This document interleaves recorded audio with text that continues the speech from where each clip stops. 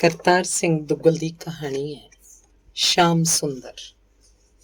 ਅਸੀਂ ਬੜੇ ਨੌਕਰ ਰੱਖੇ ਹਾਂ, ਪਰ ਸ਼ਾਮ ਸੁੰਦਰ ਵਰਗਾ ਨੌਕਰ ਅਸੀਂ ਕਦੀ ਨਹੀਂ ਡਿੱਠਾ। ਇਹ ਨੌਕਰ ਰੱਬ ਵਰਗਾ ਦਿਆਨਤਦਾਰ ਹੈ। ਆਪਣੇ ਕੰਮ 'ਚ ਸਿਆਣਾ, ਸੂਝਵਾਨ, ਬਿਨਾਂ ਖਵਾਏ ਆਪ ਮੁਹਾਰਾ ਆਪਣੇ ਆਰ ਲੱਗਾ ਰਹਿੰਦਾ ਹੈ। ਸਾਡੀ ਬਦਲੀ ਹੋ ਗਈ ਹੈ ਤੇ ਸ਼ਾਮ ਸੁੰਦਰ ਆਪਣੇ ਘਰ ਤੋਂ ਦੂਰ ਜਾਣਾ ਨਹੀਂ ਚਾਹੁੰਦਾ।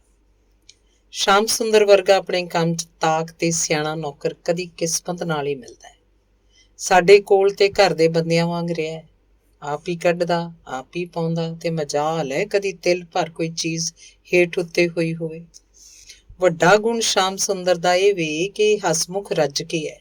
ਸਾਰਾ ਸਾਰਾ ਦਿਨ ਖਿੜੇ ਮੱਥੇ ਕੰਮ ਕਰਦਾ ਹੈ। ਘਰ ਬਾਰ 'ਚ ਖੁਸ਼ੀਆਂ ਖਲੇਰਦਾ ਰਹਿੰਦਾ ਹੈ। ਅਸੀਂ ਪਰਦੇਸ ਜਾ ਰਹੇ ਹਾਂ ਤੇ ਸਭ ਤੋਂ ਵਧੇਕ ਅਫਸੋਸ ਸਾਨੂੰ ਸ਼ਾਮ ਸੁੰਦਰ ਨੂੰ ਪਿੱਛੇ ਛੱਡ ਕੇ ਜਾਣਦਾ ਹੈ। ਸ਼ਾਮ ਸੁੰਦਰ ਨੂੰ ਅਸੀਂ ਨੌਕਰ ਕਦੀ ਵੀ ਨਹੀਂ ਸਮਝਿਆ। ਹੁਣ ਵਿਛੜਨ ਲੱਗਾ ਹੈ ਤੇ ਇੰਜ ਲੱਗਦਾ ਜਿਵੇਂ ਘਰ ਦਾ ਕੋਈ ਬੰਦਾ ਵਿਛੜ ਰਿਹਾ ਹੋਵੇ। ਵੱਡਿਆਂ ਵੱਡਿਆਂ ਮੋਹਤਬਰ ਅਫਸਰਾਂ ਦੀਆਂ ਇਸ ਤਰ੍ਹਾਂ ਦੀਆਂ ਕਈ ਚਿੱਠੀਆਂ ਸ਼ਾਮ ਸੁੰਦਰ ਕੋਲ ਸਨ। ਕੋਈ ਪੁਲਿਸ ਦਾ ਅਫਸਰ ਸੀ, ਕੋਈ ਫੌਜ ਦਾ ਅਫਸਰ। ਹਰ ਕੋਈ ਉਹਦੇ ਕੰਮ ਦੀ ਸ਼ਲਾਘਾ ਕਰਦਾ, ਹਰ ਕੋਈ ਉਹਦੀ ਦਿਆਨਤਦਾਰੀ ਦੇ ਗੁਣ ਗਾਉਂਦਾ, ਹਰ ਕੋਈ ਉਹਦੀ ਹਸਮੁਖਤਾ ਦਾ ਚਰਚਾ ਕਰਦਾ।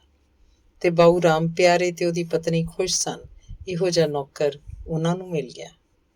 ਚੰਗਾ ਨੌਕਰ ਚੰਗੇ ਭਾਗਾਂ ਨਾਲ ਮਿਲਦਾ ਹੈ। ਉੱਠਦਿਆਂ ਬਹਿੰਦਿਆਂ ਬਾਊ ਆਣੀ ਕਹਿੰਦੀ ਰਹਿੰਦੀ ਤੇ ਸ਼ਾਮ ਸੁੰਦਰ ਨੇ ਘਰ ਦੇ ਸਾਰੇ ਕੰਮ ਨੂੰ ਸੰਭਾਲ ਲਿਆ। ਬਾਬੂਆਣੀ ਦੇ ਪਿਛਲੇ 12 ਵਰ੍ਹਿਆਂ 'ਚ ਲਗਾਤਾਰ 1 ਸਾਲ ਛੱਡ ਕੇ ਹੋਏ ਬੱਚਿਆਂ ਦੇ ਕੰਮ, ਗਊ ਦੇ ਕੰਮ ਜਿਹਨੂੰ ਬਾਊ ਜੀ ਨੇ ਕਮੇਟੀ ਤੋਂ ਚੋਰੀ ਡਿਉੜੀ 'ਚ ਬੱਧਾ ਹੋਇਆ ਸੀ, ਚੌਂਕੇ ਚੁੱਲ੍ਹੇ ਦਾ ਕੰਮ ਤੋਂ ਵਧੇਕ ਸੁੱਚਮ ਦਾ ਖਿਆਲ, ਜਿਹਦਾ ਬਾਊ ਆਣੀ ਨੂੰ ਇੱਕ ਤਰ੍ਹਾਂ ਦਾ ਖੱਬਤ ਸੀ।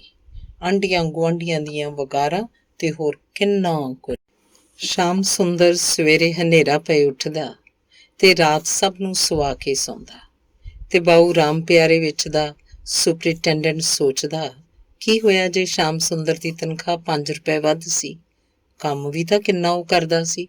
ਉਹਦੇ ਘਰ ਦਾ ਕੰਮ ਪਹਿਲੇ ਦੇ ਨੌਕਰਾਂ ਕੋਲੋਂ ਨਹੀਂ ਸੀ ਨਿਪਟਦਾ। ਇੱਕ ਨੌਕਰ ਦੀ ਤਨਖਾਹ ਬਚੀ, 5 ਰੁਪਏ ਘੱਟ ਸਹੀ, ਇੱਕ ਨੌਕਰ ਦੀ ਰੋਟੀ ਬਚੀ।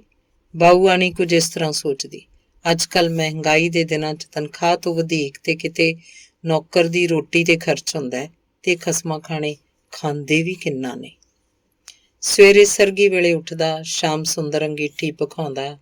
ਜਿੰਨਾ ਚਿਰ ਅੰਗੀਠੀ ਪੱਕਦੀ ਉਹ ਗਊ ਦਾ ਗਤਾਵਾ ਕਰ ਲੈਂਦਾ, ਧਾਰ ਕੱਢਦਾ, ਫਿਰ ਅੰਗੀਠੀ ਤੇ ਦੁੱਧ ਰੱਖ ਕੇ ਝਾੜੂ ਫੜ ਸਫਾਈ 'ਚ ਲੱਗ ਜਾਂਦਾ।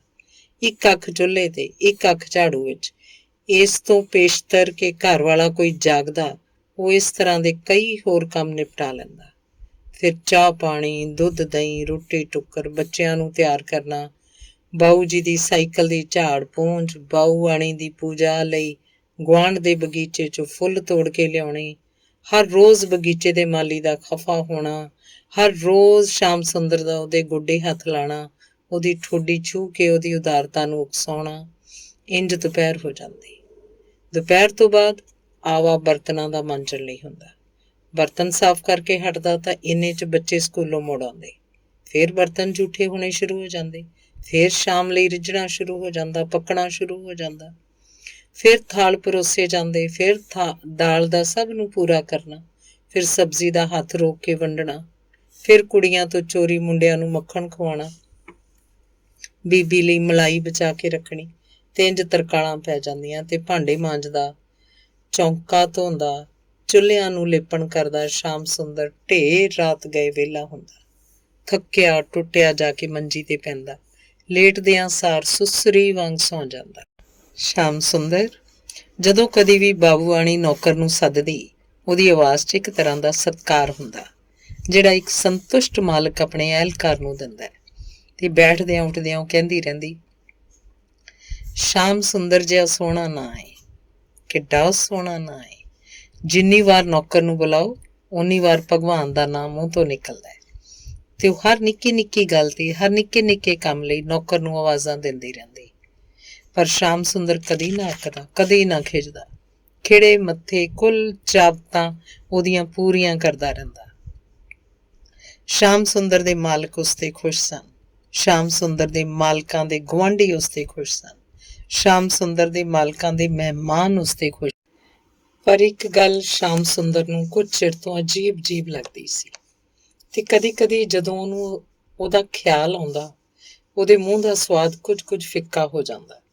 ਪਰ ਸ਼ਾਮ ਸੁੰਦਰ ਦਾ ਦਿਲ ਸਮੁੰਦਰ ਜਿੱਡਾ ਚੌੜਾ ਸੀ ਤੇ ਮੁੜ ਦਰਗੁਜ਼ਰ ਕਰ ਛੱਡਦਾ। ਗੱਲ ਇਹ ਸੀ ਕਿ ਜਦੋਂ ਦਾ ਸ਼ਾਮ ਸੁੰਦਰ ਇਸ ਘਰ 'ਚ ਨੌਕਰ ਹੋਇਆ, ਤਨਖਾਹ ਦੇ ਮਾਮਲੇ 'ਚ ਕੁਝ ਗੜਬੜ ਹੀ ਰਹੀ ਸੀ। ਪਹਿਲੇ ਮਹੀਨੇ ਦੀ ਤਨਖਾਹ ਬਾਊ ਜੀ ਨੇ ਠੀਕ 1 ਤਰੀਕ ਤੇ ਦੇ ਛੱਡੀ ਸੀ, ਪਰ ਦੂਜੇ ਮਹੀਨੇ ਦੀ ਤਨਖਾਹ 10 ਤਰੀਕ ਜਾ ਕੇ ਦਿੱਤੀ ਸੀ ਤੇ ਫਿਰ ਕੋਈ 20 ਤਰੀਕ ਤੋਂ ਬਾਅਦ ਬਾਊ ਆਣੀ ਨੇ 5-5, 7-7 ਕਰਕੇ ਸਾਰੀ ਦੀ ਸਾਰੀ ਉਸ ਮਹੀਨੇ ਦੀ ਤਨਖਾਹ, ਸਗੋਂ ਪਿਛਲੇ ਮਹੀਨੇ ਦੇ ਵੀ ਬਚੇ ਹੋਏ ਕੁਝ ਪੈਸੇ ਮੋੜ ਲਏ ਸਨ।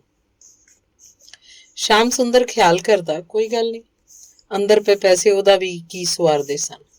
ਅਗਲੇ ਮਹੀਨੇ ਉਹ ਸੋਚਦਾ ਉਹਨੂੰ ਸਾਰੇ ਰੁਪਏ ਇਕੱਠੇ ਮਿਲ ਜਾਣਗੇ ਤੇ ਉਹ ਆਪਣੀ ਬੁੱਢੀ ਮਾਂ ਲਈ ਪਿੱਛੇ ਪਿੰਡ ਭੇਜ ਦੇਗਾ। ਉਹਦਾ ਆਪਣਾ ਖਰਚ ਵੀ ਕੀ ਸੀ। ਅਗਲਾ ਮਹੀਨਾ ਆਇਆ। 1 ਤਰੀਕ, 5 ਤਰੀਕ, 10 ਤਰੀਕ, 15 ਤਰੀਕ, 20 ਤਰੀਕ।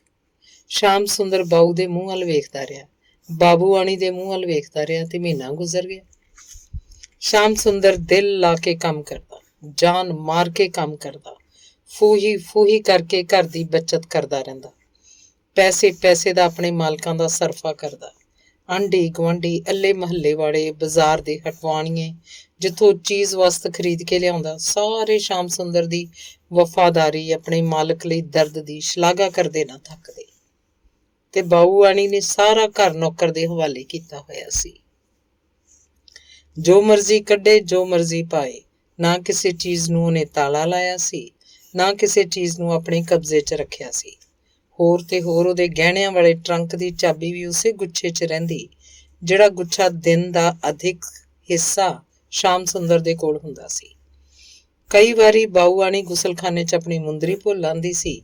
ਕਈ ਵਾਰ ਬਾਊ ਆਪਣੀ ਘੜੀ ਲਾ ਕੇ ਥਾਂ ਕੁ ਥਾਂ ਰੱਖ ਛੱਡਦਾ ਤੇ ਸ਼ਾਮ ਸੁੰਦਰ ਸੰਭਾਲ ਉਹਨਾਂ ਨੂੰ ਵਾਪਸ ਕਰਦਾ ਸੀ। ਇੱਕ ਹੋਰ ਮਹੀਨਾ ਚੜ੍ਹਿਆ ਤੇ ਅਜੇ ਵੀ ਸ਼ਾਮ ਸੁੰਦਰ ਨੂੰ ਤਨਖਾਹ ਨਹੀਂ ਸੀ ਮਿਲੀ। ਕਦੀ ਸ਼ਾਮ ਸੁੰਦਰ ਨੂੰ ਆਪਣੇ ਮਾਲਕਾਂ ਤੇ ਅਫਸੋਸ ਹੁੰਦਾ, ਕਦੀ ਤਰਸ ਆਉਂਦਾ। ਵਿਚਾਰਿਆਂ ਦੇ ਖਰਚੇ ਇੰਨੇ ਸਨ, ਤਨਖਾਹ ਤੇ ਗਿਣੀ ਮਿੱਥੀ ਆਉਂਦੀ ਸੀ। ਪਿਛਲੇ ਮਹੀਨੇ ਬੱਚਿਆਂ ਦੇ ਇਮਤਿਹਾਨ ਦੇ ਦਾਖਲੇ ਦੇਣੇ ਸਨ। ਉਤੋਂ ਪਿਛਲੇ ਮਹੀਨੇ ਬਾਊ ਜੀ ਨੇ ਨਵੀਂ ਸਾਈਕਲ ਖਰੀਦੀ ਸੀ। ਉਸ ਤੋਂ ਪਿਛਲੇਰੇ ਮਹੀਨੇ ਘਰ 'ਚ ਬਿਮਾਰੀ ਰਹੀ ਸੀ। ਇਸ ਮਹੀਨੇ ਵੀ 5 ਤਰੀਕ ਗੁਜ਼ਰ ਗਈ ਤੇ ਸ਼ਾਮ ਸੁੰਦਰ ਨੂੰ ਤਨਖਾਹ ਨਾ ਮਿਲੀ। ਸ਼ਾਮ ਸੁੰਦਰ ਦੀ ਕਮੀਜ਼ ਛਿੱਜ ਗਈ ਸੀ ਤੇ ਉਹਨੂੰ ਇੱਕ ਨਵੀਂ ਕਮੀਜ਼ ਬੜੀ ਜ਼ਰੂਰੀ ਬਣਵਾਉਣੀ ਸੀ।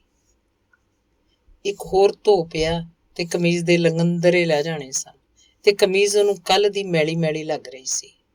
ਇੱਕ ਦਿਨ ਹੋਰ ਉਡੀਕ ਸ਼ਾਮ ਸੁੰਦਰ ਨੇ ਅੱਤ ਮਜਬੂਰ ਹੋ ਸ਼ਾਮੀ ਜਦੋਂ ਬਾਊ ਜੀ ਘਰ ਆਏ, ਉਹਨਾਂ ਤੋਂ 10 ਰੁਪਏ ਮੰਗੇ। ਬਈ ਪੈਸੇ ਤੇ ਹੈ ਨਹੀਂ, ਕੁਝ ਦਿਨ ਹੋਰ ਠਹਿਰ ਜਾ, ਬਾਊ ਜੀ ਨੇ ਕਿਹਾ ਤੇ ਸਵੇਰ ਦਾ ਅਖਬਾਰ ਚੁੱਕ ਕੇ ਪੜ੍ਹਨ ਲੱਗ ਪਏ। ਸ਼ਾਮ ਸੁੰਦਰ ਨੇ ਆਪਣੀ ਕਮੀਜ਼ ਵੱਲ ਮਾਲਕ ਦਾ ਧਿਆਨ ਦਿਵਾਇਆ, ਪਰ ਉਂਝ ਦਾ ਉਂਝ ਅਖਬਾਰ ਪੜ੍ਹਦਾ ਰਿਹਾ। ਸ਼ਾਮ ਸੁੰਦਰ ਨੇ ਇੰਝ ਕਦੀ ਲਿਲਕੜੀਆਂ ਨਹੀਂ ਲਈਆਂ ਸਨ ਤੇ ਉਹਨੂੰ ਅੱਜ ਆਪਣਾ ਆਪ ਡਾਢਾ ਬੁਰਾ ਲੱਗਾ। ਫਿਰ ਉਹ ਸੋਚਿਆ, ਜੇ ਮਾਲਕ ਕੋਲ ਪੈਸੇ ਨਹੀਂ ਸਨ ਤਾਂ ਕਿੱਥੋਂ ਉਹਨੂੰ ਉਹ ਦਿੰਦਾ, ਤੇ ਉਸ ਸਬਰ ਸ਼ੁਕਰ ਕਰ। ਕੋਈ ਅੱਧੇ ਘੰਟੇ ਬਾਅਦ ਚੁੱਪ-ਚਪੀਤੇ ਨਾਲ ਦੇ ਕਮਰੇ 'ਚ ਕੰਮ ਕਰ ਰਹੇ ਸ਼ਾਮ ਸੁੰਦਰ ਨੇ ਵੇਖਿਆ, ਮਾਲਕ ਆਪਣੇ ਕੱਪੜੇ ਉਤਾਰ ਰਿਹਾ ਸੀ। ਪਹਿਲੇ ਉਹਨੇ ਕੋਟ ਉਤਾਰਿਆ, ਫਿਰ ਕੋਟ ਦੀ ਜੇਬ 'ਚੋਂ ਨੋਟਾਂ ਦਾ ਇੱਕ ਥੱਬਾ ਕੱਢ ਕੱਪੜਿਆਂ ਵਾਲੀ ਅਲਮਾਰੀ ਦੀ ਇੱਕ ਨੁੱਕਰ 'ਚ ਰੱਖ ਦਿੱਤਾ। ਸ਼ਾਮ ਸੁੰਦਰ ਦੀਆਂ ਅੱਖਾਂ ਅੱਗੇ ਹਨੇਰਾ ਛਾ ਗਿਆ। ਜਿਹੜਾ ਕੱਪੜਾ ਉਹ ਤੈਅ ਕਰ ਰਿਹਾ ਸੀ ਉਹਦੇ ਹੱਥਾਂ 'ਚੋਂ ਤਿਲਕ ਕੇ ਹੇਠਾਂ ਜਾ ਪਿਆ ਤੇ ਇਸ ਤੋਂ ਪੇਸ਼ਤਰ ਕਿ ਉਹਨੂੰ ਪਤਾ ਲੱਗੇ ਉਹ ਕੀ ਕਰ ਰਿਹਾ ਸੀ, ਉਹ ਘਰ ਦੇ ਬਾਹਰ ਪਿਛੋਕੜ ਵਿਹੜੇ ਵਿੱਚ ਟਹਿਲ ਰਿਹਾ ਸੀ। ਸ਼ਾਮ ਸੁੰਦਰ ਸੋਚਦਾ ਰਿਹਾ। ਫਿਰ ਉਹਨੂੰ ਅੰਦਰੋਂ ਆਵਾਜ਼ ਆਈ, ਫਿਰ ਇੱਕ ਹੋਰ ਆਵਾਜ਼ ਆਈ। ਬਾਬੂ ਆਣੀ ਵਿਚਾਰੀ ਕਾਹਲੀ ਪੈ ਰਹੀ ਸੀ। ਉਹ ਬੱਧਾ ਹੋਇਆ ਜਿਵੇਂ ਹੁਕਮ ਦਾ ਅੰਦਰ ਚਲਾ ਗਿਆ। ਇੱਕ ਕੰਮ, ਇੱਕ ਵਿੱਚੋਂ ਇੱਕ ਹੋਰ ਕੰਮ, ਉਸ ਵਿੱਚੋਂ ਅਗਲਾ ਕੰਮ, ਇੰਝ ਸ਼ਾਮ ਹੋ ਗਈ। ਸ਼ਾਮੀ ਅਲਮਾਰੀ ਵਿੱਚੋਂ ਕੋਈ ਚੀਜ਼ ਕੱਢਦੇ ਹੋਏ ਸ਼ਾਮ ਸੁੰਦਰ ਨੇ ਵੇਖਿਆ, ਇੱਕ ਨੁੱਕਰ 'ਚ ਕੱਪੜਿਆਂ ਹੇਠ ਲੁਕਾਏ 100 ਦੇ ਨੋਟ ਰੱਖੇ ਸਨ। ਪਤਾ ਨਹੀਂ ਕਿਉਂ ਅੱਜ ਪਹਿਲੀ ਵਾਰ ਉਹਦਾ ਜੀਅ ਕੀਤਾ ਵੇਖੇ ਤਾਂ ਸਹੀ ਮਾਲਕ ਦੀ ਜੇਬ 'ਚ ਕਿੰਨੇ ਪੈਸੇ ਸਨ। ਤੇ ਜਦੋਂ ਸੋਨੂੰ ਉਹਦੀ ਕੋਈ 4 ਮਹੀਨਿਆਂ ਦੀ ਤਨਖਾਹ ਪਿੱਛੇ 10 ਰੁਪਏ ਦੇਣੇ ਵੀ ਇਨਕਾਰ ਕਰ ਛੱਡਿਆ ਸੀ। ਤੇ ਸ਼ਾਮ ਸੁੰਦਰ ਨੇ ਨੋਟਾਂ ਦੇ ਥੱਬੇ ਨੂੰ ਗਿਣਿਆ, 100 ਰੁਪਏ ਦੇ ਪੂਰੇ 8 ਨੋਟ। 100 ਰੁਪਏ ਦੇ ਪੂਰੇ 8 ਨੋਟ। ਸ਼ਾਮ ਸੁੰਦਰ ਨੇ ਨੋਟਾਂ ਦੇ ਥੱਬੇ ਨੂੰ ਹੱਥ 'ਚ ਲੈ ਜ਼ੋਰ ਦਾ ਮੁੱਠੀ ਨੂੰ ਨਪੀੜਿਆ ਤੇ ਫਿਰ ਉਂਝ ਦੇ ਉਂਝ ਸਗਵੇਂ ਨੋਟ ਮੁੜ ਅਲਮਾਰੀ 'ਚ ਰੱਖ ਦਿੱਤੇ। ਪਰ ਉਸ ਥਾਂ ਨਹੀਂ ਜਿੱਥੋਂ ਉਸ ਥੱਬੇ ਨੂੰ ਚੁੱਕਿਆ ਸੀ। ਸ਼ਾਮ ਸੁੰਦਰ ਨੇ ਜਾਣ ਬੁੱਝ ਕੇ ਖਾਨਾ ਵੀ ਬਦਲ ਦਿੱਤਾ, ਨੁੱਕਰ ਵੀ ਬਦਲ ਦਿੱਤੇ। ਤੇ ਉਸ ਸ਼ਾਮ ਘਰ ਦੇ ਕੰਮਾਂ 'ਚ ਦੌੜਦੇ ਜਦ ਸ਼ਾਮ ਸੁੰਦਰ ਨੂੰ ਆਪਣੀ ਇਸ ਹਰਕਤ ਦਾ ਖਿਆਲ ਹੁੰਦਾ, ਇੱਕ ਮੁਸਕੜੀ ਜਿਹੀ ਉਹਦੀ ਬੁੱਲੀਆਂ ਉੱਤੇ ਚਿੰਨ੍ਹ ਦੇ ਚਿੰਨ੍ਹ ਲਈ ਖੇਡ ਜਾਂਦੀ। ਤਰਕਾਲਾਂ ਦੇ ਪਰਛਾਵੇਂ ਵੱਧ ਰਹੇ ਸਨ ਕਿ ਸ਼ਾਮ ਸੁੰਦਰ ਨੇ ਸੁਣਿਆ ਇੱਕ ਅੱਤ ਘਬਰਾਈ ਹੋਈ ਆਵਾਜ਼ ਵਿੱਚ ਬਾਊ ਜੀ ਨੇ ਬਾਬੂ ਆਣੀ ਨੂੰ ਕਮਰੇ 'ਚ ਸੱਦਿਆ। ਫਿਰ ਕੁਝ ਚਿਰ ਖਾਮੋਸ਼ੀ ਰਹੀ। ਫਿਰ ਉਂਝ ਦੀ ਉਂਝ ਘਬਰਾਈ ਹੋਈ ਆਵਾਜ਼ 'ਚ ਸਭ ਤੋਂ ਵੱਡੇ ਬੱਚੇ ਨੂੰ ਸੱਦਿਆ ਗਿਆ। ਫਿਰ ਕੁਝ ਚਿਰ ਖਾਮੋਸ਼ੀ ਰਹੀ। ਫਿਰ ਉਂਝ ਦੀ ਉਂਝ ਘਬਰਾਈ ਹੋਈ ਆਵਾਜ਼ 'ਚ ਉਸ ਤੋਂ ਨਿੱਕੇ ਬੱਚੇ ਨੂੰ ਬੁਲਾਇਆ ਗਿਆ। ਫਿਰ ਕੁਝ ਚਿਰ ਖਾਮੋਸ਼ੀ ਰਹੀ ਤੇ ਫਿਰ ਸ਼ਾਮ ਸੁੰਦਰ ਨੂੰ ਸੱਦਿਆ ਗਿਆ। ਬੀਬੀ ਆਪ ਉਹਨੂੰ ਬੁਲਾਉਣ ਆਈ। ਇੱਥੇ ਅਲਮਾਰੀ ਵਿੱਚ ਮੈਂ 800 ਰੁਪਇਆ ਰੱਖਿਆ ਸੀ, ਬਾਊ ਨੇ ਸ਼ਾਮ ਸੁੰਦਰ ਤੋਂ ਪੁੱਛਿਆ। ਘਬਰਾਹਟ ਵਿੱਚ ਖੁਸ਼ਕ ਹੋਏ ਉਹਦੇ ਗਲੇ ਵਿੱਚੋਂ ਆਵਾਜ਼ ਨਹੀਂ ਸੀ ਨਿਕਲ ਰਹੀ। ਸ਼ਾਮ ਸੁੰਦਰ ਹੈਰਾਨ ਜਿਹਾ ਹੋ ਕੇ ਬਿਟ ਬਿਟ ਬਾਊ ਵੱਲ ਵੇਖਣ ਲੱਗ ਪਿਆ। ਉਹਨੂੰ ਕੀ ਪਤਾ ਸੀ, ਉਹ ਤੇ ਵਿਚਾਰਾ ਨੌਕਰ ਸੀ ਜਿਹਨੇ ਸਾਰੀ ਉਮਰ ਇਮਾਨਦਾਰੀ ਨਾਲ ਕੰਮ ਕੀਤਾ ਸੀ। ਉਸ ਕੋਲ ਤੇ ਵੱਡੇ ਵੱਡੇ ਅਫਸਰਾਂ ਦੇ ਸਰਟੀਫਿਕੇਟ ਸਨ। ਪਰ ਤੁਸੀਂ ਤੇ ਕਹਿੰਦੇ ਸੀ ਪੈਸੇ ਤੁਹਾਡੇ ਕੋਲ ਹੈ ਨਹੀਂ। ਕੁਝ ਚਿਰ ਬਾਅਦ ਆਹਿਸਤਾ ਜਿਹੇ ਠੰਡੇ ਠਾਰ ਸੀਤਲ ਸੁਭਾਅ ਸ਼ਾਮ ਸੁੰਦਰ ਨੇ ਕਿਹਾ ਤੇ ਫਿਰ ਬਿਟ ਬਿਟ ਸਭ ਦੇ ਮੂੰਹਾਂ ਵੱਲ ਵੇਖਣ ਲੱਗ ਪਿਆ। ਹਰ ਚਿਹਰੇ ਤੇ ਹਵਾਈਆਂ ਉੱਡੀਆਂ ਹੋਈਆਂ ਸਨ। ਇੱਕ ਝੱਟ ਦੇ ਝੱਟ ਵਿੱਚ ਪੀਲੇ ਭੂਖ ਮੂੰਹ ਨਿਕਲ ਆਏ ਸਨ ਬਾਊ ਤੇ ਬਾਬੂ ਆਣੀ ਦੇ। ਕੁਝ ਚਿਰ ਇੰਜ ਖਲੋ ਸ਼ਾਮ ਸੁੰਦਰ ਰਸੋਈ 'ਚ ਮੁੜ ਆਇਆ ਤੇ ਉਂਝ ਦਾ ਉਂਝ ਰਿੰਨਣ ਪਕਾਣ ਦੇ ਆਰ ਲੱਗ ਗਿਆ। ਨੌਕਰ ਕਿਵੇਂ ਪੈਸੇ ਚੁਰਾ ਸਕਦਾ ਸੀ, ਬਾਬੂ ਆਣੀ ਸੋਚਦੀ। ਅਜੇ ਤਾਂ ਕੱਲ ਉਸ ਝਾੜੂ ਦਿੰਦੇ ਹੋਏ ਉਹਦਾ ਝੁਮਕਾ ਲੱਭਿਆ ਸੀ। ਉਹਨੂੰ ਤੇ ਪਤਾ ਵੀ ਨਹੀਂ ਸੀ ਕਦੋਂ ਡਿੱਗਿਆ ਸੀ, ਕਿੱਥੇ ਡਿੱਗਿਆ ਸੀ। ਨੌਕਰ ਕਿਵੇਂ ਪੈਸੇ ਚੁਰਾ ਸਕਦਾ ਸੀ, ਬਾਬੂ ਆਪ ਸੋਚਦਾ। ਇੰਨੇ ਵੱਡੇ ਆਦਮੀਆਂ ਨੇ ਉਹਦੀ ਸ਼ਲਾਘਾ ਕੀਤੀ ਸੀ। ਹਜ਼ਾਰਾਂ ਰੁਪਏ ਲੋਕਾਂ ਦੇ ਘਰਾਂ 'ਚ ਪਏ ਰਹਿੰਦੇ ਸਨ ਤੇ ਖਾਵਨ ਤ੍ਰੀਮਤ ਦੇ ਮੂੰਹ ਵੱਲ ਵੇਖਦਾ, ਤ੍ਰੀਮਤ ਖਾਵਨ ਦੇ ਮੂੰਹ ਵੱਲ ਵੇਖਦੀ। ਘਰ 'ਚ ਜਿਵੇਂ ਸੋਗ ਪੈ ਗਿਆ। ਬਾਬੂ ਚੁੱਪ, ਬਾਬੂ ਆਣੀ ਚੁੱਪ, ਵੱਡਾ ਬੱਚਾ ਚੁੱਪ, ਛੋਟਾ ਚੁੱਪ, ਬਾਹਰੋਂ ਖੇਡ ਕੇ ਆਏ ਉਸ ਤੋਂ ਛੋਟੇ ਸਾਰੇ ਬੱਚੇ ਚੁੱਪ। ਬਾਬੂ ਸੋਚਦਾ ਪੁਲਿਸ ਨੂੰ ਰਿਪੋਰਟ ਕਰੇ, ਪਰ ਪੁਲਿਸ ਨੂੰ ਕੀ ਕਹੇਗਾ, ਉਹਨੂੰ ਕਿਸ ਉੱਤੇ ਸ਼ੱਕ ਸੀ। ਘਰ ਵਿੱਚ ਘਰ ਵਾਲੇ ਸਨ ਤੇ ਨੌਕਰ ਸੀ। ਨੌਕਰ ਜਿਹੜਾ ਘਰ ਵਾਲਿਆਂ ਤੋਂ ਜ਼ਿਆਦਾ ਘਰ ਦਾ ਦਰਦ ਰੱਖਦਾ ਸੀ, ਜਿਹਦੀ ਵਫਾਦਾਰੀ ਦੇ ਗੁਣ ਬਹਿੰਦਿਆਂ ਉੱਠਦਿਆਂ ਤ੍ਰੀਮਤ ਖਾਵੰਦ ਗਾਉਂਦੇ ਰਹਿੰਦੇ ਸਨ, ਜਿਹਦੀ ਇਮਾਨਦਾਰੀ ਬਾਬਤ ਗਲੀ ਮਹੱਲੇ ਆਂਢ ਗੁਆਂਢ ਜਾਣ ਪਛਾਣ ਵਾਲਾ ਹਰ ਕੋਈ ਸੁਗੰਧ ਖਾ ਸਕਦਾ ਸੀ। ਬਾਬੂ ਆਣੀ ਮੁੜ ਮੁੜ ਅਲਮਾਰੀ ਦੇ ਉਸ ਖਾਨੇ 'ਚ ਵੇਖਦੀ, ਕਦੀ ਕੱਪੜਿਆਂ ਨੂੰ ਹੇਠ ਕਰਦੀ, ਕਦੀ ਕੱਪੜਿਆਂ ਨੂੰ ਉੱਤੇ ਕਰਦੀ। ਅਲਮਾਰੀ ਦੀ ਪਿਛਲੀ ਲੱਕੜੀ 'ਚ ਸੁਰਾਖ ਸੀ ਤੇ ਉਹ ਸੋਚਿਆ ਖਬਰੇ ਕੋਈ ਚੂਹਾ ਹੀ ਨੋਟਾਂ ਨੂੰ ਘਸੀਟ ਕੇ ਲੈ ਗਿਆ ਹੋਵੇ। ਤੇ ਘਰ ਵਾਲੇ ਸਾਰੇ ਫਿਰ ਚੂਹਿਆਂ ਦੀਆਂ ਖੁੱਡਾਂ ਨੂੰ ਟੋਲਣ ਲੱਗ ਪਏ। ਜੋ ਨੁੱਕਰਾਂ, ਜੋ ਕੋਨੇ, ਜੋ ਵਿਚਲੇ ਘਰ ਦੇ ਸਨ, ਸਾਰੇ ਦੇ ਸਾਰੇ ਉਹਨਾਂ ਨੇ ਪੱਟ ਮਾਰੇ। ਪਰ 100 ਦੇ 8 ਨੋਟ, ਬਾਬੂ ਦੇ ਗੂੜੇ ਪਸੀਨੇ ਦੀ ਕਮਾਈ, ਏਡੀ ਵੱਡੀ ਰਕਮ ਜਿਸ ਨਾਲ ਉਹਨਾਂ ਦੇ ਕਈ ਪ੍ਰੋਗਰਾਮ ਸੰਬੰਧਿਤ ਸਨ, ਨਾ ਮਿਲਣੀ ਸੀ ਨਾ ਮਿਲੀ। ਰਾਤ ਨੂੰ ਰੋਟੀ ਤੇ ਬੱਚਿਆਂ ਨੇ ਇੱਕ ਇੱਕ ਦੋ ਦੋ ਗਰਾਹੀਆਂ ਖਾਧੀਆਂ। ਬਾਬੂ ਤੇ ਬਾਬੂ ਆਣੀ ਕੋਲੋਂ ਰੋਟੀ ਵੱਲ ਵੇਖਿਆ ਨਾ ਗਿਆ। ਕਦੀ ਅੰਦਰ ਬੈਠਦੇ, ਕਦੀ ਬਾਹਰ ਬੈਠਦੇ, ਕਿਤੇ ਉਹਨਾਂ ਨੂੰ ਚੈਨ ਨਾ ਆਉਂਦਾ। ਢੇਰ ਰਾਤ ਹੋ ਗਈ। ਸ਼ਾਮ ਸੁੰਦਰ ਮਾਲਕਾਂ ਦੇ ਮੂੰਹ ਵੱਲ ਵੇਖ ਵੇਖ ਅਖੀਰ ਰਸੋਈ ਦਾ ਦਰਵਾਜ਼ਾ ਬੰਦ ਕਰ ਵਿਹੜੇ ਦੇ ਪਾਰ ਇੱਕ ਕੋਨੇ 'ਚ ਆਪਣੀ ਮੰਜੀ ਤੇ ਜਾ ਲੇਟਿਆ। ਸਾਹਮਣੇ ਬਰਾਮਦਾ, ਬਰਾਮਦੇ ਵਾਲਾ ਕਮਰਾ, ਬਾਹਰ ਵਿਛੀਆਂ ਬਾਊ ਤੇ ਬਾਊ ਆਣੀ ਦੀਆਂ ਚਾਰਪਾਈਆਂ। ਸ਼ਾਮ ਸੁੰਦਰ ਨੂੰ ਸਭ ਕੁਝ ਵਿਖਾਈ ਦੇ ਰਿਹਾ ਸੀ। ਸ਼ਾਮ ਸੁੰਦਰ ਵੇਖ ਰਿਹਾ ਸੀ ਮੁੜ ਮੁੜ ਬਾਊ ਆਣੀ ਦੇਵੀ ਦੀ ਤਸਵੀਰ ਅੱਗੇ ਮੱਥੇ ਰਗੜਦੀ, ਮੁੜ ਮੁੜ ਬਾਬੂ ਸੁਖਣਾ ਸੁਖਦਾ ਤੇ ਹੱਥ ਜੋੜ ਜੋੜ ਭੁੱਲਾਂ ਬਖਸ਼ਵਾਉਂਦਾ। ਬਾਬੂ ਆਣੀ ਕਦੀ ਬਾਹਰ ਆ ਕੇ ਆਪਣੀ ਚਾਰਪਾਈ ਤੇ ਬੈਠਦੀ, ਫਿਰ ਧੋਤੀ ਦੇ ਪੱਲੇ ਨਾਲ ਹਵਾ ਝੱਲਦੀ ਵਿਹੜੇ 'ਚ ਟਹਿਲਣ ਲੱਗ ਪੈਂਦੀ, ਜਿਵੇਂ ਉਹਦੇ ਅੰਦਰ ਅੱਗ ਦੀ ਭੱਠੀ ਬਲ ਰਹੀ ਹੋਵੇ। ਮੁੜ ਮੁੜ ਡੂੰਘੇ ਠੰਡੇ ਸਾਹ ਭਰਦੀ ਤੇ ਹਵਾੜਾਂ ਕੱਢਦੀ। ਮੁੜ ਮੁੜ ਕਹਿੰਦੀ, ਹਾਏ, ਨਾ ਧੀ ਦੇ ਕੰਮ ਨਾ ਪੁੱਤਰ ਦੇ ਕੰਮ, ਪੂਰਾ 800 ਰੁਪਇਆ। ਤੇ ਬਾਬੂ ਮੁੜ ਮੁੜ ਬਰਾਮਦੇ ਵਾਲੇ ਗੁਸਲਖਾਨੇ 'ਚ ਜਾਂਦਾ। ਮੁੜ ਮੁੜ ਫਲਸ਼ ਦੀ ਆਵਾਜ਼ ਆਉਂਦੀ। ਬਾਬੂ ਆਣੀ ਕਹਿੰਦੀ ਉਹ ਗਊ ਵੇਚ ਦੇਗੀ। ਬਾਊ ਕਹਿੰਦਾ ਉਹ ਸਾਈਕਲ ਤੋਂ ਬਿਨਾਂ ਗੁਜ਼ਾਰਾ ਕਰ ਲਏਗਾ, ਦਫ਼ਤਰ ਪੈਦਲ ਜਾਇਆ ਕਰੇਗਾ, ਦਫ਼ਤਰੋਂ ਪੈਦਲ ਆਇਆ ਕਰੇਗਾ। ਕੀ ਹੋਇਆ ਜੇ ਆਪਣੇ ਦੇਸ਼ 'ਚ ਗਰਮੀਆਂ 'ਚ ਗਰਮੀ ਜ਼ਿਆਦਾ ਪੈਂਦੀ ਏ, ਸਰਦੀਆਂ 'ਚ ਸਰਦੀ ਬਹੁਤੀ ਹੁੰਦੀ ਏ। ਆਖਰ ਸਾਈਕਲ ਤੋਂ ਬਿਨਾਂ ਕੋਈ ਮਰ ਥੋੜ੍ਹਾ ਜਾਂਦਾ ਹੈ। ਸਾਹਮਣੇ ਸੁੱਤੇ ਬੱਚਿਆਂ ਵਿੱਚ ਮੁੰਨੀ ਮੁੜ ਮੁੜ ਉੱਚੇ ਉੱਚੇ ਘੜੋਕੇ ਮਾਰਦੀ, ਮੁੜ ਮੁੜ ਬਾਊ ਆਣੀ ਉੱਤੋਂ ਖਫਾ ਹੁੰਦੀ।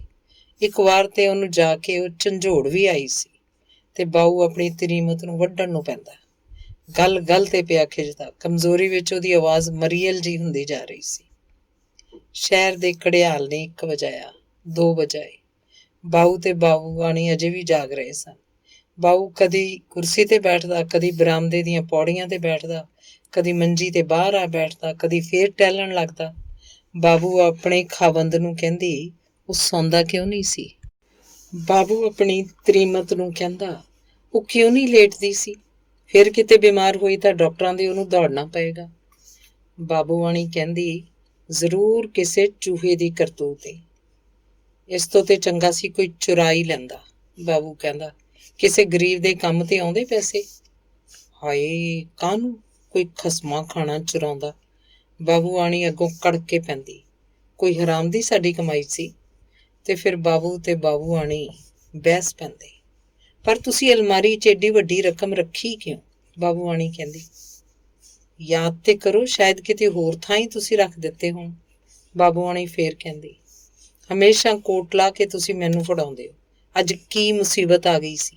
ਬਾਬੂ ਆਣੀ ਖਪਦੀ ਜਾ ਰਹੀ ਸੀ। ਬਾਬੂ ਚੁੱਪ ਸੀ ਤੇ ਬਾਬੂ ਆਣੀ ਫੁੱਟ ਫੁੱਟ ਰੋਣ ਲੱਗ ਪਈ। ਕਿਉਂ ਤਮਾਸ਼ਾ ਬਣਾਉਂਦੀ ਹੈ। ਬਾਬੂ ਕਹਿੰਦਾ ਕੋਈ ਗੁਆਂਢੀ ਸੁਣੇਗਾ ਤੇ ਕੀ ਕਹੇਗਾ। ਤੇ ਉਹਨੂੰ ਹੋਰ ਗੁੱਸਾ ਆਉਂਦਾ ਆਪਣੀ ਬਾਬੂ ਆਣੀ ਤੇ। ਇਸ ਤਰ੍ਹਾਂ ਸਾਰੀ ਰਾਤ ਇੱਕ ਦੂਜੇ ਨੂੰ ਤਰੀਮਤ ਖਾਵੰਦ ਵੱਡ ਵੱਡ ਖਾਂਦੇ ਰਹੇ, ਟੁੱਕ ਟੁੱਕ ਖਾਂਦੇ ਰਹੇ ਤੇ ਸਵੇਰ ਹੋ ਗਈ। ਜਾਗ ਜਾਗ ਰੋ ਰੋ ਕੇ ਬਾਬੂ ਆਣੀ ਦੀਆਂ ਅੱਖਾਂ ਸੁੱਜੀਆਂ ਹੋਈਆਂ ਸਨ। ਰਾਤ ਨੂੰ ਅਲਮਾਰੀਆਂ ਨੂੰ ਅੱਗੇ ਪਿੱਛੇ ਕਰਦੇ, ਚੂਹਿਆਂ ਦੀਆਂ ਖੁੱਡਾਂ ਟੋਲਦੇ।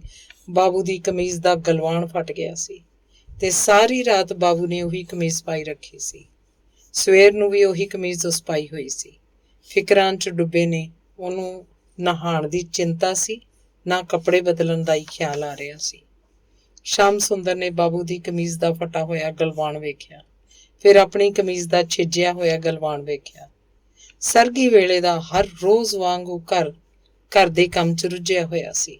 ਅਖੀਰ ਕੰਮ ਕਰਦੇ ਕਰਦੇ ਆਹਿਸਤਾ ਜੇ ਸ਼ਾਮ ਸੁੰਦਰ ਉਸ ਕਮਰੇ 'ਚ ਗਿਆ ਤੇ ਅਲਮਾਰੀ ਦੇ ਹੇਠਲੇ ਖਾਨੇ 'ਚ ਕੱਪੜਿਆਂ ਦੀ ਤਹਿ ਵਿੱਚੋਂ 100 ਦੇ 8 ਨੋਟ ਚੁੱਕ ਸਗਵੇਂ ਦੇ ਸਗਵੇਂ ਫਿਰ ਉਸ ਨੁੱਕਰ 'ਚ ਹੀ ਰੱਖ ਆਇਆ ਜਿੱਥੇ ਬਾਬੂ ਨੇ ਪਹਿਲੀ ਸ਼ਾਮ ਉਹਨਾਂ ਨੂੰ ਰੱਖਿਆ ਸੀ। ਤੇ ਮੁੜ ਘਰ ਦੇ ਕੰਮ ਵਿੱਚ ਉਂਝ ਦਾ ਉਂਝ ਸ਼ਾਮ ਸੁੰਦਰ ਰੁੱਝ ਗਿਆ।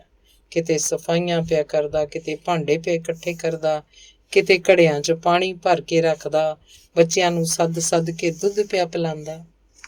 ਕੋਈ ਅੱਧਾ ਘੰਟਾ ਇੰਝ ਗੁਜ਼ਰਿਆ ਹੋਏਗਾ ਕਿ ਸ਼ਾਮ ਸੁੰਦਰ ਨੇ ਸੁਣਿਆ ਜਿਵੇਂ ਇੱਕਦਮ ਖੁਸ਼ੀ 'ਚ ਉਛਲ ਕੇ ਬਾਬੂ ਆਪਣੀ ਤਰੀਮਤ ਨੂੰ ਆਵਾਜ਼ ਦੇ ਰਿਹਾ ਸੀ। ਦੌੜਦੀ ਹੋਈ ਬਾਬੂ ਆਣੀ ਕਮਰੇ 'ਚ ਗਈ। ਫਿਰ ਸਾਰਾ ਟੱਬਰ ਇਕੱਠਾ ਹੋ ਗਿਆ। 100 ਦੇ 8 ਨੋਟ ਬਿਲਕੁਲ ਉਸੇ ਨੁੱਕਰ ਵਿੱਚ ਉਂਝ ਦੇ ਉਂਝ ਪਏ ਸਨ ਜਿਵੇਂ ਬਾਬੂ ਨੇ ਰੱਖੇ ਸਨ। ਅੱਖਾਂ ਫਾੜ ਫਾੜ ਬਾਬੂ ਨੋਟਾਂ ਨੂੰ ਵੇਖਦਾ। ਬਾਬੂ ਆਣੀ ਮੁੜ ਮੁੜ ਆਪਣੇ ਦੀਦਿਆਂ ਨੂੰ ਪਈ ਮਲਦੀ। ਇਹ ਤੇ ਸੁਪਨਾ ਨਹੀਂ ਸੀ। ਇੱਕਦਮ ਸਾਰੇ ਟੱਬਰ ਦੇ ਚਿਹਰੇ ਖਿੜ ਗਏ। ਬਾਬੂ ਤੇ ਬਾਬੂ ਆਣੀ ਦੀ ਜਿਵੇਂ ਜਾਨ 'ਚ ਜਾਨ ਪੈ ਗਈ। ਬੱਚਿਆਂ ਨੇ ਹੱਸਣਾ ਸ਼ੁਰੂ ਕਰ ਦਿੱਤਾ। ਵੱਡਿਆਂ ਨੇ ਉਹਨਾਂ ਨੂੰ ਪਿਆਰ ਕਰਨਾ ਸ਼ੁਰੂ ਕਰ ਦਿੱਤਾ। ਸ਼ਾਮ ਸੁੰਦਰ ਸਾਹਮਣੇ ਖਲੋਤਾ ਬਿਟ ਬਿਟ ਵੇਖ ਰਿਹਾ ਸੀ। ਇਹ ਸਭ ਦੇਵੀ ਦੀ ਕਿਰਪਾ ਹੈ। ਇੱਕਦਮ ਬਾਬੂ ਆਣੀ ਨੂੰ ਖਿਆਲ ਆਇਆ ਤੇ ਇਹ ਤੋਂ ਪੇਸ਼ਤਰ ਬਾਬੂ ਕੁਝ ਕਹਿ ਸਕਦਾ। ਉਹਦੀ ਮੁੱਠੀ ਵਿੱਚੋਂ 1 ਨੋਟ ਫੜ ਉਹ ਨਹੀਂ ਪੈਰੀ ਮੰਦਰ ਪ੍ਰਸ਼ਾਦ ਚੜਾਉਣ ਤੁਰ ਪਈ। ਕੋਈ 1 ਘੰਟੇ ਬਾਅਦ ਬਾਬੂ ਆਣੀ ਮੁੜੇ। ਪੂਰੇ 15 ਰੁਪਏ ਦੇਵੀ ਦੇ ਮੰਦਰ ਚੜਾਵਾ ਚੜਾ ਕੇ ਆਈ ਸੀ ਤੇ ਜਦੋਂ ਬਾਬੂ ਨੂੰ ਤੇ ਬਾਕੀ ਪਰਿਵਾਰ ਨੂੰ ਦੱਸ ਰਹੀ ਸੀ ਕਿਵੇਂ ਉਸ ਜਾ ਕੇ ਦੇਵੀ ਦਾ ਸ਼ੁਕਰਾਨਾ ਕੀਤਾ, ਨੌਕਰ ਵੀ ਕੋਲ ਖਲੋਤਾ ਸੁਣ ਰਿਹਾ ਸੀ। ਅਖੀਰ ਬਾਬੂ ਆਣੀ ਨੇ ਬੋਲਣਾ ਬੰਦ ਕੀਤਾ ਤੇ ਸ਼ਾਮ ਸੁੰਦਰ ਨੇ ਪੋਲੇ ਜਿਹੇ ਅੱਗੇ ਹੋ ਕੇ ਅਦਬ ਨਾਲ ਕਿਹਾ, ਬਾਊ ਜੀ ਮੈਨੂੰ ਵੀ 10 ਰੁਪਏ ਦੇ ਦਿੰਦੇ, ਮੇਰੀ ਕਮੀਜ਼। ਉਹ ਵੀ ਠਹਿਰ ਜਾ, ਕੁਝ ਦਿਨ ਦੇ ਦਿਆਂਗੇ, ਕੋਈ ਨੱਠੇ ਹੋਏ ਥੋੜਾ। ਬਾਬੂ ਨੇ ਇੱਕਦਮ ਕਿਹਾ ਤੇ ਫਿਰ ਤਰੀਮਤ ਕੋਲੋਂ ਮੰਦਰ ਦੇ ਚੜਾਵੇ ਦੀ ਗੱਲ ਮੁੱਢੋਂ ਸੁੱਢੋਂ ਸੁਣਨ ਲੱਗ ਪਿਆ। ਨੌਕਰ ਚੁੱਪ ਚੁਪੀਤਾ ਰਸੋਈ 'ਚ ਚਲਾ ਗਿਆ। ਰਿੰਨ੍ਹਦਾ, ਪਕਾਉਂਦਾ, ਮਾਂਜਦਾ, ਧੋਂਦਾ, ਸ਼ਾਮ ਸੁੰਦਰ ਸੋਚਦਾ, ਖਬਰੇ ਉਹਦੇ ਮਾਲਕ ਕੋਲ ਫਾਲਤੂ ਪੈਸੇ ਨਹੀਂ ਸਨ। ਖਬਰੇ ਇਹ ਗੱਲ ਠੀਕ ਹੀ ਸੀ। ਧੰਨਵਾਦ।